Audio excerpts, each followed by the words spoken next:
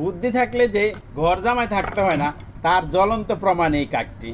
দেখুন এই কাকটি তৃষ্ণা মিটানোর জন্য এই পানিটাকে উঠিয়ে আনার জন্য কত সুন্দর একটি টেকনিক অবলম্বন করেছে।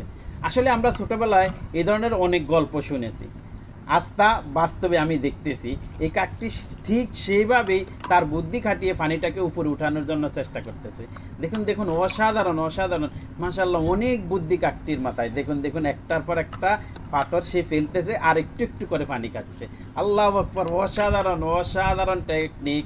আল্লাহু আকবার, কীভাবে সম্ভব একটা কাকের মাথায় এত বুদ্ধি! আল্লাহু আকবার আল্লাহু আকবার, দেখুন দেখুন দেখুন, অসাধারণ! আল্লাহ আল্লাহ আল্লাহ আল্লাহ, আমি অবাক হয়ে গেলাম। মাশাআল্লাহ মাশাআল্লাহ মাশাআল্লাহ, আল্লাহু আকবার। সে খুব ইজিভাবে, আরও ইজিভাবে পানি খাওয়ার জন্য আর আরেকটি পাথর ফেললো। দেখুন দেখুন দেখুন, অসাধারণ অসাধারণ! আল্লাহু আকবার, আসলে তার বুদ্ধির অসম্ভবভাবে তারিফ করতে হয়। আল্লাহু আকবার আল্লাহু আকবার, এটা কীভাবে সম্ভব! দেখুন দেখুন দেখুন।